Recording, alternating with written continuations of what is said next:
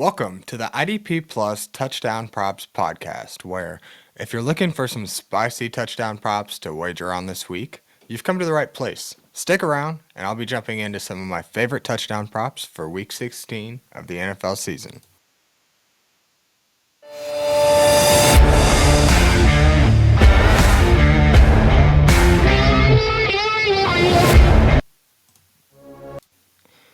Welcome back to another week of the IDP Plus Touchdown Props podcast, where each week I've just been laying out a parlay buffet of sorts for you all, anywhere from 6 to 12 or more, depending on the time that I have. Guys just in great matchups, guys on great streaks, guys playing defenses that we can, with areas that we can exploit, potentially for a touchdown and some cash in our pockets. So I will just preface this as I do every week by saying that these aren't even really suggestions. I'm more just laying out the research I've done for myself and my own personal bets. These guys have either wagered on myself or guys that I have considered being in strong matchups or what have you. So I will lay out all the information. You guys take what hits home with you. And let me know in the comments if anything hits particularly for you guys, if I talked you into anything, and just kind of let me know how things turn out for y'all. So I'm hoping that we can cash a few of these together. So I will just remind everybody to stay within your limits. Set that boundary for yourself and stick to it. If you feel as if you need help, call 1-800-GAMBLER. So without further ado, we will go ahead and jump right into it here, and we'll start with our running backs. Top of the list this week is Devon Achane. His anytime touchdown comes through at -140 against San Francisco this week at home. San Francisco has allowed 5 running back touchdowns in the last 4 weeks, namely on the back of Josh Jacobs' 3 touchdown performance, and the Bills having had Ray Davis and James Cook both score. So it's kind of heavily weighed there, but they've definitely allowed a lot of touchdown production to opposing wide receivers in the last 4 weeks. So all of this said, they've also allowed 3 of the last 4 running backs to run for over 100 yards, and 2 of those scored. So they're letting running backs kind of leak production at will. On some level, I believe the 2 running backs that didn't score weren't. It was like Najee Harris and the Giants backfield or something like that. So middle of the road kind of running games didn't necessarily score, but any decent running back has kind of had their way with this team, and Devon Achane is no exception. I imagine that he will be able to kind of run this field as however he likes. So prior to the game against Chicago a couple of weeks ago, San Francisco actually let the last 7 running backs to score on them. So I actually had some notes. The ones that didn't score was DeAndre Swift and a struggling Chicago offense. The passing game's really been the only bright spot there. Swift has kind of been struggling as of late. So, and then the matchup on Thursday Night Football where the Rams didn't score. There was no touchdown. It was a no touchdown game. That was the weirdest thing ever. There should have at least been a touchdown where Kyron Williams punched it in the end zone after 100 yards rushing, and considering his prowess so far this season, that was a weird game. I'm chalking that and the Chicago game up as one-off specific scenarios. Otherwise, they've just been more than generous to opposing running backs so far this season. So the Dolphins, on the other hand, have also been operating a lot more efficiently, and they've scored 30-plus points in 3 of the last 5 games, and Achane has touchdowns in 6 of the last 8. So this offense is operating a lot better. They're able to push the ball downfield. No Waddle in this one. Maybe they lean more on the run game here, and Achane is the lead beneficiary in that backfield. So I like him to score, and we better get it before they drop it down to close to -200 here. So we'll take it at -140. Next on the list of running backs, we've got Jerome Ford. He comes in with an anytime touchdown. His odds are +150 to score against the Cincinnati Bengals this week. The Cincinnati Bengals can't even stop a cold. They've just leaked points and production all over the field each week. They've actually allowed a low of 20 points scored on them in the last 7 weeks, and that was Dallas. That's insane. That's dang near a 3 touchdown average on you're allowing to your opponents every week. So Tennessee went nuts. The running backs Tajay and Tony Pollard both scored last week. J.K. Dobbins had 2 touchdowns a few weeks ago. Derrick Henry scored. Zamir White scored, and Nick Chubb scored in their last meeting against the Cincinnati Bengals. So Jerome Ford having just taken over the role again since Nick Chubb went down yet again. I think Cincinnati doesn't have a whole lot to game plan for, as they were likely anticipating Nick Chubb until the last week or so they only have so much to go off of to stop Jerome Ford. That would kind of be my only caveat is with Dorian Thompson-Robinson at quarterback. Maybe Cincinnati just looks to stack the box and make them beat them through the air. So, again, that would be the only caveat here. Otherwise, Cleveland should lean heavily on Jerome Ford, and there's not a lot of tape on him recently for Cincinnati, so I think he should still have a pretty good game. And if they get in close, I would imagine that they're not going to be looking to much of anyone else but Jerome Ford, at least for the first couple of downs. So, like I say, I just wouldn't feel great for Cleveland having Dorian Thompson-Robinson throwing a whole lot of targets in the red zone that could easily be picked for 6 points on the other end of the field. So, again, I like Jerome Ford here. The odds are nice, plus 150. Cincinnati's been allowing a lot of touchdowns just in general, and especially on the ground. So I like Jerome Ford here. Next here on our running back list, I've got Breece Hall. He actually comes in with some plus odds for us to score a touchdown, plus 100 against the LA Rams. It's kind of a middling matchup overall, but the Rams have allowed 3 running back touchdowns in the last 4 weeks. So there's some production there. The Jets offense is kind of what I'm more targeting here because they've looked pretty competent as of late. I think there's more scoring in this game than what it might seem like. The Jets have scored no less than 26 points in the last 4 weeks, and Hall has missed much of that time. But in that time, in his absence, the replacement running backs, Isaiah Davis and, it's eluding me. Isaiah Davis and, oh goodness gracious, Braylon Allen have both scored in that time. So Isaiah Davis has scored in like the last 2 weeks before Hall came back, and Braylon Allen scored in that first week as well. So now since Breece Hall has come back, he played 1 game last week with less than 50% of the snaps, still scored a touchdown. So I think this is going to be a great matchup. The Jets have been firing on all cylinders lately. I think this ought to be more of a high-scoring affair than maybe what we anticipate. So I think while Breece Hall's odds are plus money, we better hop onto it because if he scores this week, I imagine next week he'll probably be looking at minus 150 or worse for your payout. So we'll be hopping on Breece Hall while the getting's good here. That'll actually be it for the running back portion of the show. We're going to jump right into wide receivers here in just a second. To start us off here, we've actually just got Brian Robinson Jr. for an anytime touchdown. This comes in at plus 165. He plays the Raiders this week. Now, if you remember last week, we were on a Drake London anytime touchdown against the Raiders, and that hit. So Raiders are still leaking production to opposing wide receivers with 6 wide receiver touchdowns allowed in the last 4 weeks. Like I said, we got London last week, so we're hoping if there's anybody in this offense, especially with Mac Jones at quarterback, it's going to be Brian Thomas that catches the touchdown. So we've seen him actually develop now that chemistry with Mac Jones after he scored 2 touchdowns last week.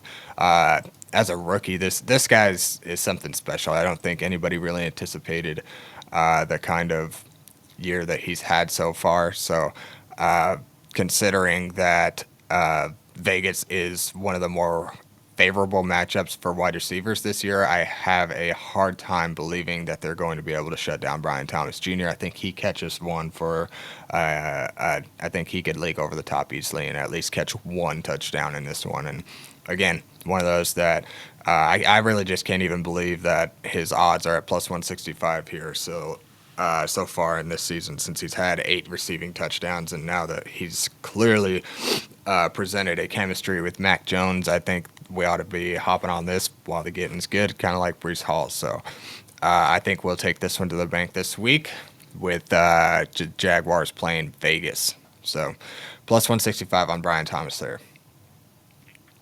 Next on our wide receiver list, we've got T. Higgins. T. Higgins comes in with an anytime touchdown odds at plus 140. He plays Cleveland this week.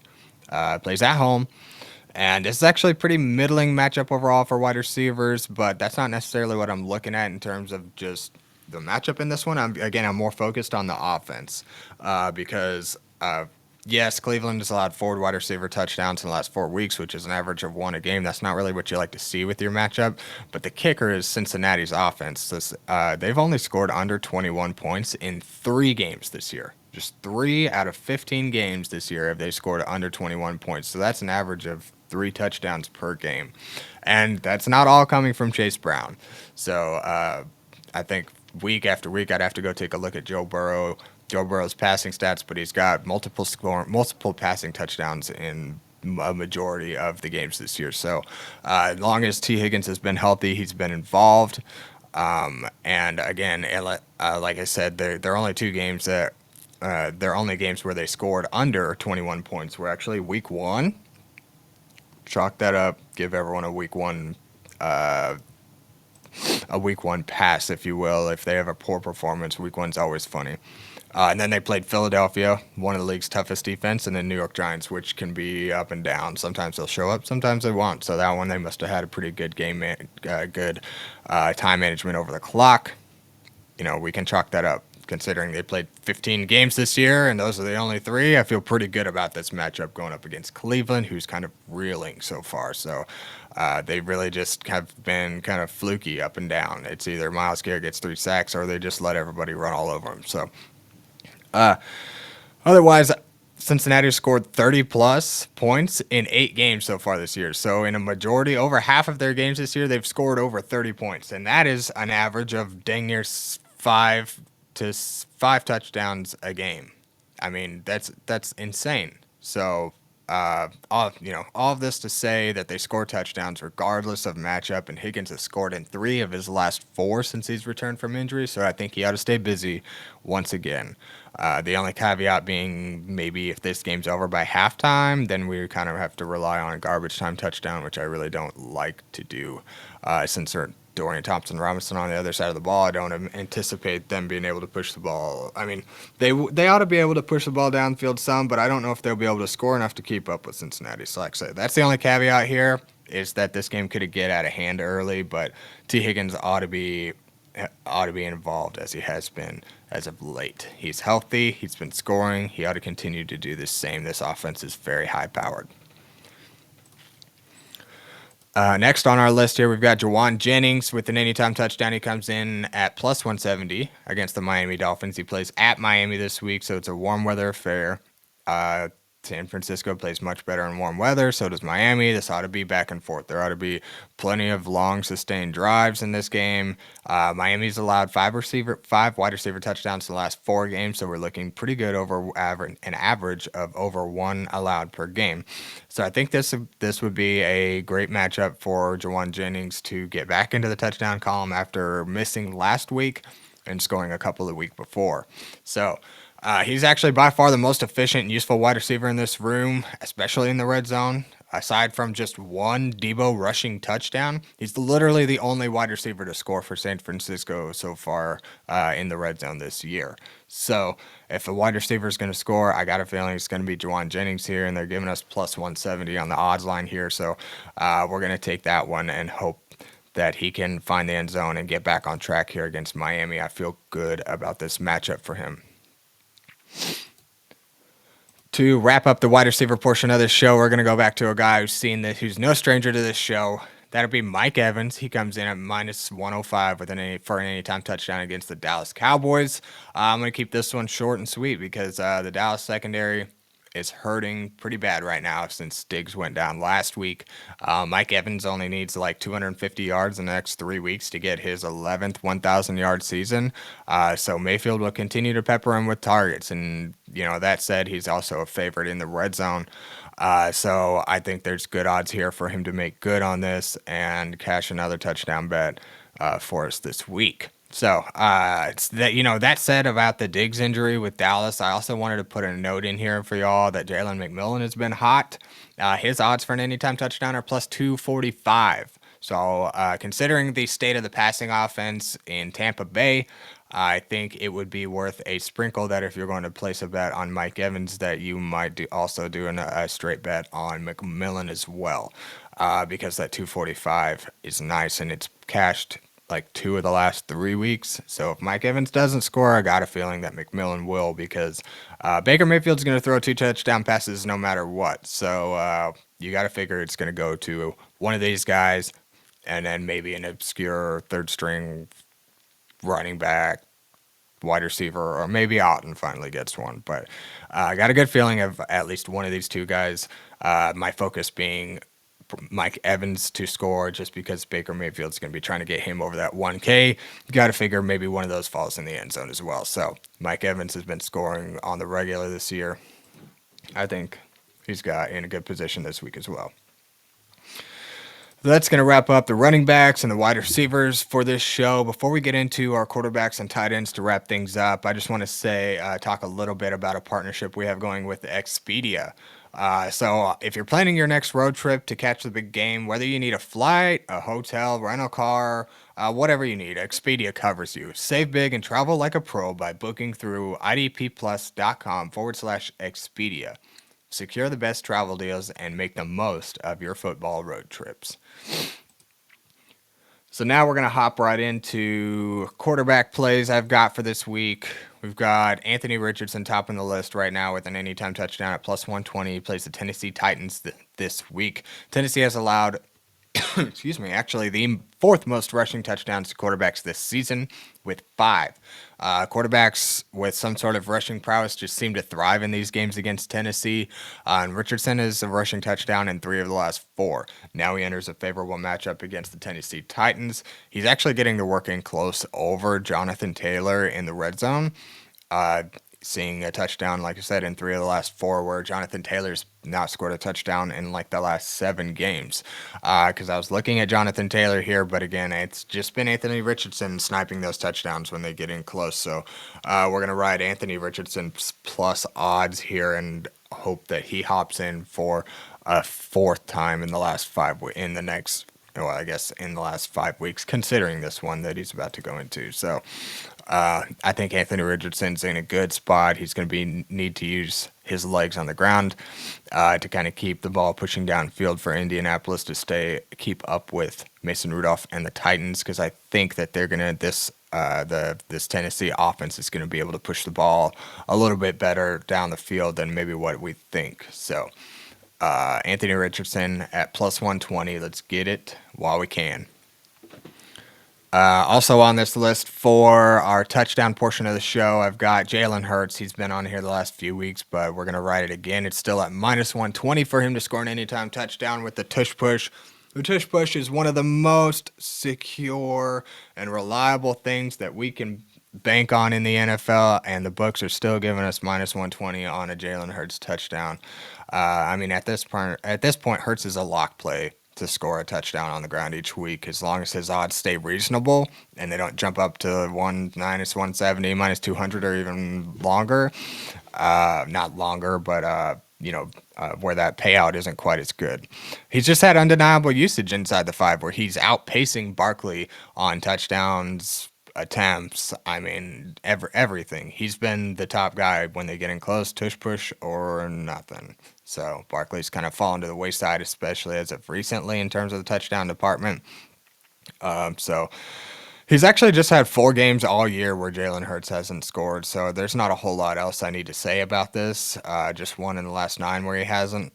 So Dallas is hurting this week. Wait, Dallas? I'm not sure that they play Dallas.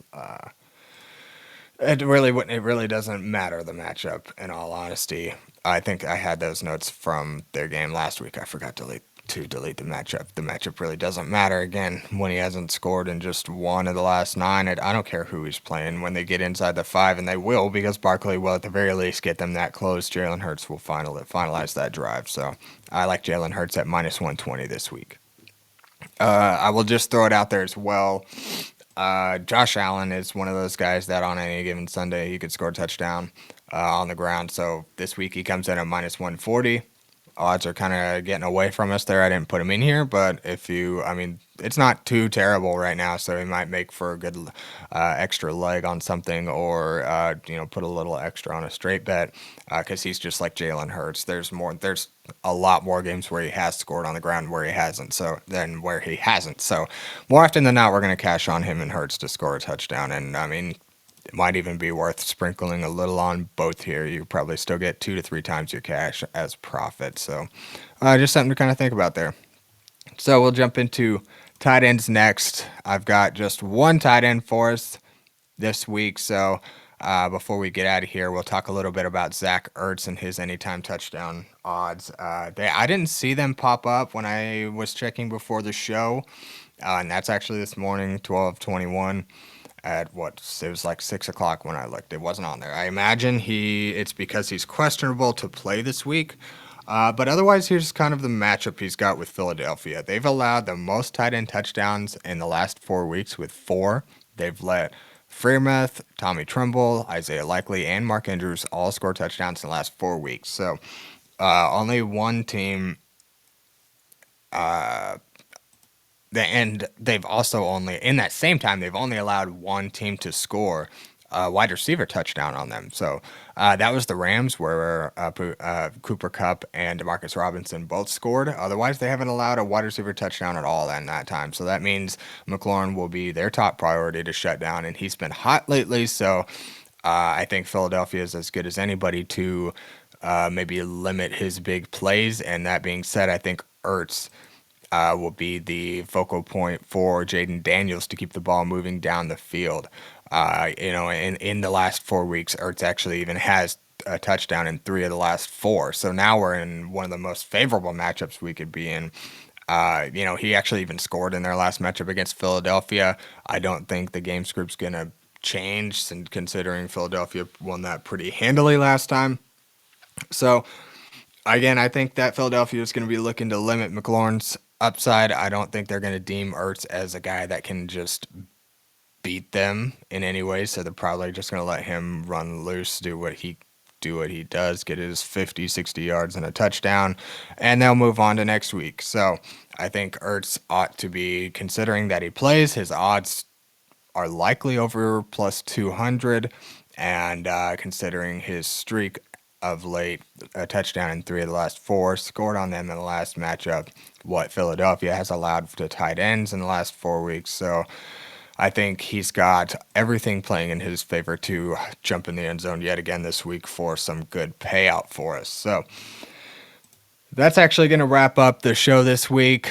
I just want to thank everybody for tuning in. If you're a returner, thank you for tuning in week after week. I appreciate your views, any interactions, and whatnot. So if you're new, thank you for joining us for the first time. I hope that maybe you've enjoyed it enough that you want to come back next week, and maybe we can win you some money, so we can lock you in to come back and see us again. So thank you everyone for watching the show. You can follow me on Twitter at AxmanIDP. Go ahead and check out the website, idpplus.com. Check out all the cool tools we've got. We've got all kinds of promo codes. Promo code props gets you 20% off. Go check out the website, all the tools, the Discord, the articles, the Data Hub, the YouTube channels. Check it all out. If at the very least, give it a shot for a month to see if you like it. Maybe we can roll you in for a year-long subscription next season or something like that. So thank you again to everybody. Reminder to bet within your means and be responsible with all of this. We're just trying to have a little bit of fun here and maybe add a little bit more to the bank account so we can have some fun money for next week. So thanks again and good luck out there. We will see you back next week on week 17's episode of the IDP Plus Touchdown Props podcast. Thanks everyone. Thank you for watching the IDP Plus YouTube network. If you enjoyed this video, give it a thumbs up and don't forget to subscribe to our channel. Be sure to tap the bell icon to get notified whenever we upload new content.